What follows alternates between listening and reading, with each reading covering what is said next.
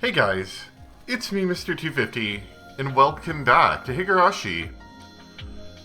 So it's been like 2 weeks now since I recorded last. I did end up uploading this only like a week and a half ago, but it's been about 2 weeks.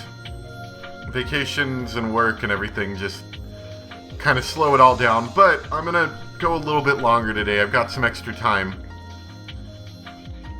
That being said, I don't remember where we were last.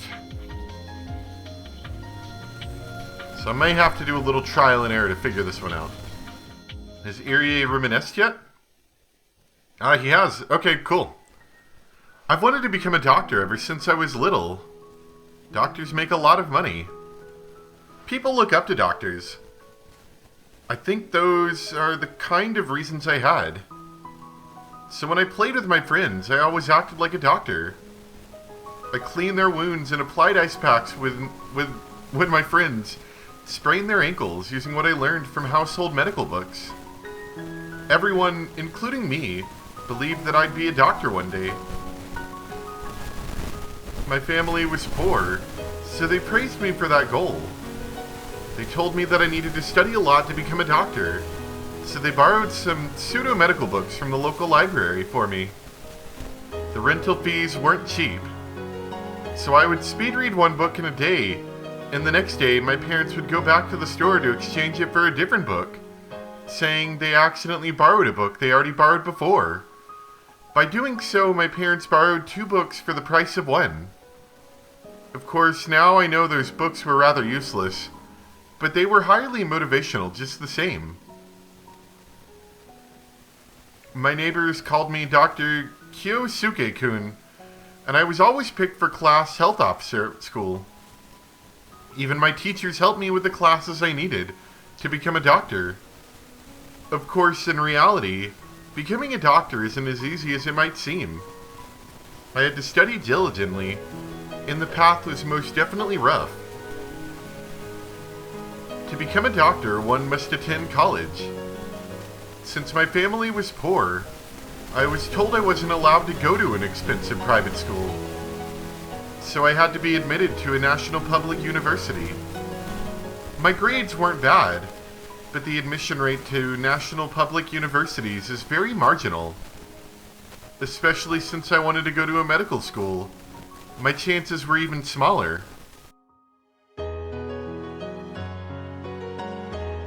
I studied like crazy.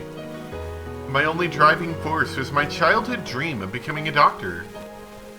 The dream of becoming a doctor, and to be looked up to by everyone, kept me going.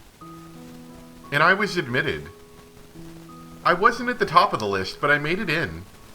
I was finally at the starting point of making my childhood dream come true. My parents were thrilled.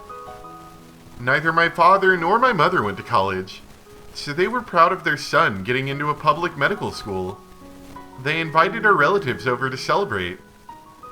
Although it was a public university, tuition wasn't cheap, but they still had an extravagant celebration anyway. My father didn't express his emotions much. He always kept a straight face. He rarely voiced his opinion or took initiative on anything. My mother took care of everything, and he showed up last and left without saying a word. He was the typical stern and silent Japanese father of the time. That's why I was surprised to see him shedding tears of joy, and I cried along with him. He went around to all my relatives while repeatedly slapping my back, saying how proud and lucky he was to have a son like me. He bragged about my achievements to all who would hear them. The celebration became my farewell party as I was about to leave for Tokyo. My father yelled "Banzai" repeatedly at the station as the train pulled away. I was a little embarrassed, but when I could no longer see my father, I could clearly recall the tears pouring down.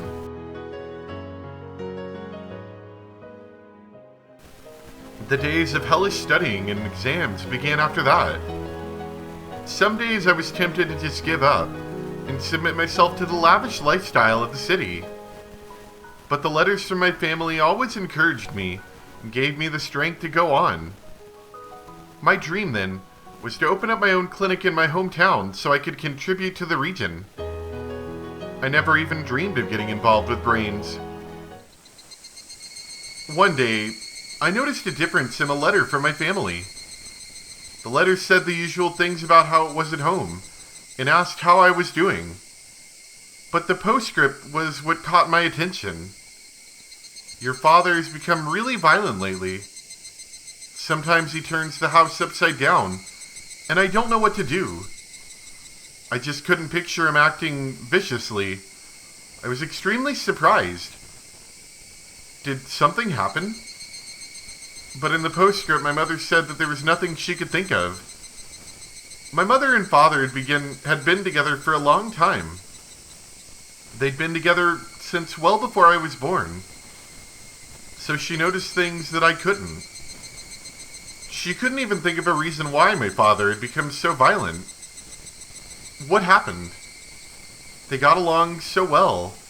They were such a lovely couple. When I caused a problem for my mother when I was little, my father only bonked my head with his knuckle. Why was he acting this way towards my mother? Maybe there was some kind of misunderstanding between them. I was going home for the new year. Maybe I could have a good talk with him then. But the situation was a lot more serious than I thought. On one cold winter day, I found my apartment door unlocked. I thought someone had broke in, but I found my mother in my apartment with her luggage. That's right, my mother could no longer take my father's fury and came to stay with me. This was back when people still believed in the proverb, a woman has no place to settle down all her life. She couldn't go back to her own family because they lived in the same region as my father, so she came all the way to Tokyo. I heard about my father's violence from my mother's own lips. She cried, saying she had no idea why such a quiet man changed like that. She said she wasn't ever going back to him. I didn't know what to do. I asked her if she could talk to him one more time, but the bruises on her body told me it was no use. To remember what happened afterwards is too much, so I'll be brief. After my mother left, my father thought she was having an affair and went over to the neighbor's house with a wooden sword. He was arrested. He was released immediately, but he assumed someone in the neighborhood was hiding her, so he did the same thing repeatedly. He eventually reached the point of getting into fights with anyone he saw. In the end, he picked a fight with some young punks and ended up beaten to death. My relatives gave my father a decent funeral, but my mother didn't attend. It's no use beating a dead horse. So nobody said anything negative about my father, but everyone was simply puzzled as to why he changed so much. What I heard from my relatives about my father's final days was a lot stranger than what I heard from my mother. My mother only told me about his sudden rage and violence, but my relatives told me he also laughed and grew sad. Apparently he displayed several sudden fluctuations of emotion, especially so in his last years. They also told me that he started to complain about headaches after an incident he had. My father was a construction worker. He had hit his head hard on a construction board during an accident at work. He had regained his consciousness quickly and seemed fine. But since the accident, he started to have headaches and behave abnormally. I sensed the connection between the accident and my father's changes, so I talked to my professor after I went back to Tokyo. 断言はできませんが、その様子から入江君のお父さんに何らかの異常が起こっていた可能性は否めません。その事故の際に脳が傷つき、精神的な変化を起こしたのかもしれませんね。お父さんの晩年の言動からはそんな患者さんに多く見られるいくつかの症状が伺えます。 Human behavior is created by the brain. And if the brain is damaged, it can cause erratic behavior. In other words, my father wasn't crazy. He was suffering from a disorder. お父さんの遺体を検視できるなら脳をよく調べてみるといいでしょう。ひょっとすると腫瘍のようなものが見つかるかもしれません。 My father had already been cremated, so there was no way of knowing. But hearing about his behavior, I knew for sure. That was the only way to explain why such a quiet and gentle man would change. I tried to explain all this to my relatives to regain my father's honor, but hardly anyone understood. If his brain was damaged, he would have been dead. But if he was alive and well, so the accident didn't damage his brain. It wasn't his brain that caused him to change. It was his mind. They simply brushed it off like that. This is the perception most people have about the brain. They don't realize the mind and the brain are connected. Most of the relatives didn't believe me, but there was one person who I really wanted to anyway. That was my mother. As she got older, she grew senile, and she exaggerated the abuse she had to endure. All she did was criticize my father. And every time, she ended up crying, lamenting that she married him. They were a lovely couple. We were a great family. That's why I wanted to convey to her that she was misunderstanding the situation with my father. My father's behavior was caused by his brain damage. What he did to her was very sad, but he didn't want to be that way.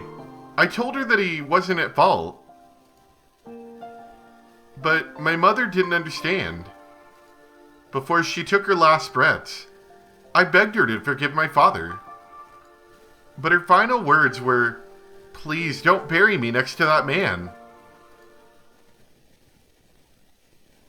My father wasn't at fault. He was simply the victim of a brain disorder. You don't complain to a person who's coughing because he has a cold. Because coughing is just a symptom, and he should be sympathized with. In my father's case, the symptoms weren't as obvious as a cough.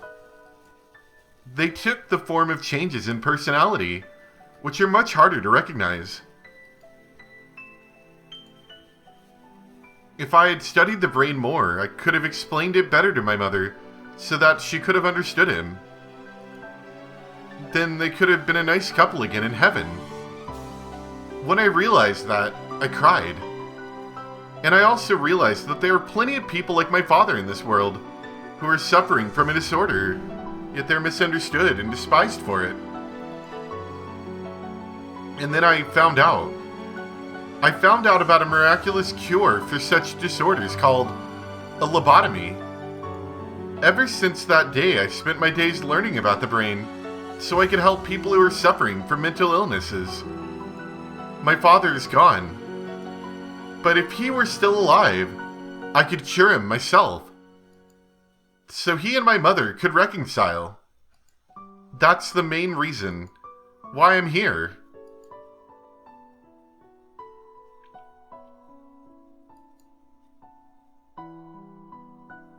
Didn't realize Irie was going to have such a backstory.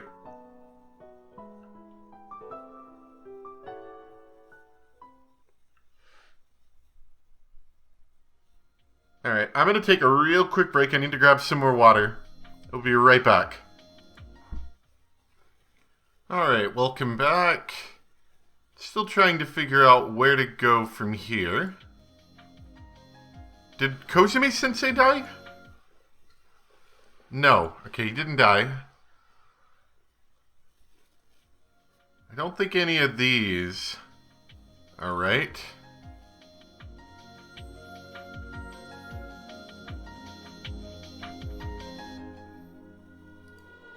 And I'm kind of running out of ideas, because I don't think any of these are right either.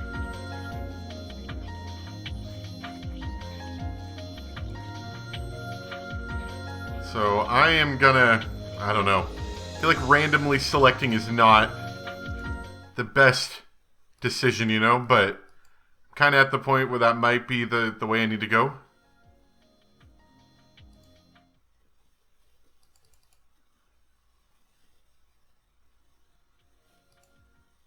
Wait, that one? No. We've got, okay, yeah, we do have his motive to become a doctor, but we still need the discontinuation of Satoko Hojo's dissection plan. Wait, what? Hold on, that was it? Okay. I really didn't think that one was gonna come for a while. We haven't really been introduced to Rena Ryugu yet. Not in, not in this story anyway. Anyway, my harsh and brutal days are still continuing without end. The situation between my aunt and Satoko remains the same. My aunt yells at Satoko for no reason every night. Although Satoko cries, she still talks back to her. So my aunt's yelling goes on and on forever. Satoko's crying goes on and on too. When Satoko sees me, she grabs onto me. She hides behind my back and tries to ignore my aunt's yelling. She always comes to seek my help. Satoko doesn't open up to anyone but me. So if I don't protect her, she'll be devastated. That security is something our parents didn't grant to Satoko. I have to be the one to provide it. But every day, day after day, every time Satoko cries, every day, day after day, Satoko grabbed onto me while crying yesterday. I patted her head, but along with pity, a different emotion came to me. I wanted to grab her head and smash her against the wall. What an unbelievably devilish and awful emotion. No, no, no. I can't think that. No, it's not that I can't think it. I just can't acknowledge that feeling. Since that day, there's been someone else inside me. That someone is trying to eat me up from the inside and switch places with me. When Satoko begs for my help while crying, that person tries to make me spill out some awful and hateful words that are sure to damage Satoko forever. Leave me alone. Don't grab onto me. Go away. No, no, no, no, no. I can't. To prevent him from taking over my body, I clenched my stomach and drove him out. I managed to do that. But that wasn't it. That person is coming after me, trying to get back inside of me. I won't let such a scary thing get back inside of me. He knows there's no room to slip into my heart, as long as I keep it held shut like this. So he stopped trying, and instead is following right behind me. He's waiting for me to let my guard down. When I walk, he walks right behind me. He's breathing down my neck. He follows me everywhere, and when I lie down, he stares down at me. He's waiting for the right moment to jump back inside of me so he can hurt Satoko. It's been so hot lately. Maybe the heat is getting to me, and that's why I think things like this. I'm the only family Satoko has, so I'll have to protect her from my aunt for the rest of my life. That's my eternal duty. The rest of my life? Forever? Do I really have to do that forever? If only Satoko. But I'm her only family. But it's because of my aunt. But it's because of the villagers, too. It's almost Watanagashi. Some irresponsible people are saying that the curse will once again fall upon Hinamizawa. They're also saying it'll fall upon me and Satoko for sure. Maybe it's just my imagination, but lately the villagers expecting it are giving me especially sharp looks. I feel like I'll be killed on the day of the Watanagashi. Of course, there's no reason why I would be killed, and it's just my imagination. Ah, pat, pat, pat, pat. Don't come inside of me. Satoko is my only sister and my family, so don't tell me those awful things. Pat, pat, pat. Stop, stop. Don't come this way. Don't come this way. The footsteps came up right behind me, and the hand touched me on the shoulder. レナか。大丈夫かなI must have been acting weird. Rena looked worried. Her name is Rena Ryugu. She just moved here and transferred to my school. Nobody remembers her, but supposedly she lived here in Hinamizawa a long time ago. In fact, she hardly remembers anything about Hinamizawa either. Since Mion's the only other classmate who's my age, I'm glad she's my friend. She usually carries on happily alongside Mion, but occasionally she shows more feminine consideration. 具合悪いの？保健室で休んだ方がいいんじゃないかな。ありがとう。大丈夫だよ。僕、そんなにも具合が悪そうだったかい？うん。Her immediate answer made me realize I wasn't myself. さとこちゃんのことで心配事？いや、そういうわけじゃないんだよ。She knows that my problem isn't physical, but a mental one. This is just something I think to myself. But even though Rena seems like a very easygoing person, maybe she's more perceptive than she appears. レナは転校してきたばかりだから頼りないかもしれないけど、話を聞くことはできるからね。きっと聞いてあげるだけでも少しは心が軽くなると思うから。Although she just transferred, she already knows quite a bit about me and my sister, and also about the situation with the villagers. But talking about it won't solve anything. Actually, if I talk about it, I feel like I'd be admitting to my weakness, which might give that person a chance to get inside of me again. さっき声をかけたらすごく驚いたでしょ？そんなにも考え事をしてるなら、きっと辛い悩みなんだろうなって思って。はぁ。それは、なぜか最近、誰かにずっと後をつけられているような錯覚がしてね。ひたひた、ペタペタ。だから、それかと思って、ごめん。You know, just normal people, not crazy stuff. 僕は一体何を言ってるんだか。足音？ついてくるの？え？私、その足音、知ってる。